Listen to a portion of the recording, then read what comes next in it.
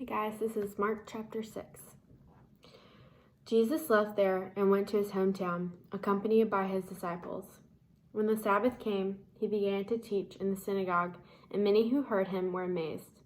"Where did this man get these things?" they asked. "What's this wisdom that has been given to him? What are those remarkable miracles he is performing? Isn't this the carpenter? Isn't this Mary's son and the brother of James, Joseph, Judas, and Simon? Aren't his sisters here with us?" And they took offense to him.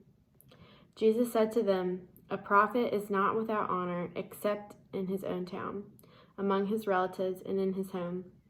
He could not do any miracles there except to lay his hands on a few sick people and heal them. He was amazed at their lack of faith. Then Jesus went around teaching from village to village, calling the 12 to him. He began to send them out 2 by 2 and gave them authority over impure spirits. These were his instructions: "Take nothing for the journey except a staff, no bread, no bag, no money in your belts. Wear sandals, but not an extra shirt. Whenever you enter a house, stay there until you leave that town. And if any place will not welcome you or listen to you, leave that place and shake the dust off your feet as a testimony against them." They went out and preached the people should repent. They drove out many demons and anointed many sick people with oil and healed them. King Herod heard about this, for Jesus' name had become well known. Some were saying John the Baptist had been raised from the dead, and that is why miraculous powers are working in him. Others said he is Elijah, and still others claimed he is a prophet, like one of the prophets of long ago. But when Herod heard this, he said, "John, whom I beheaded, has been raised from the dead." For Herod himself had given orders to have John arrested, and he had had him bound and put in prison.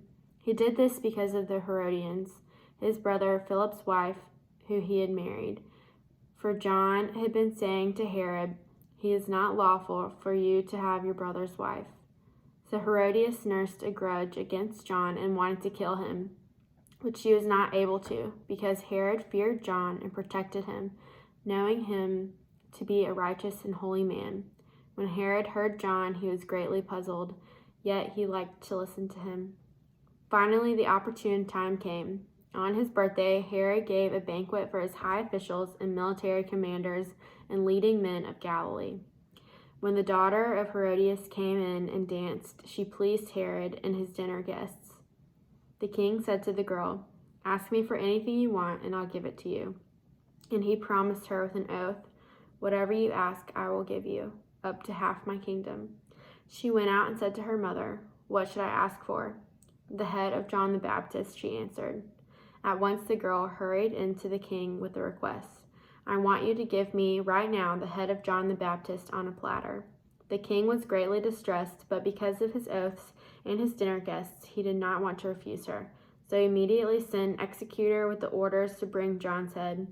The man went out, beheaded John in prison, and brought back his head on the platter. He presented it to the girl, and she gave it to her mother. On hearing this, John's disciple came and took his body and laid it in a tomb. The apostles gathered around Jesus and reported to him all they had done and taught. Then, because so many people were coming and going that they did not even have a chance to eat, he said to them, "Come with me by yourselves to a quiet place and get some rest." So they went away by themselves in a boat to a solitary place.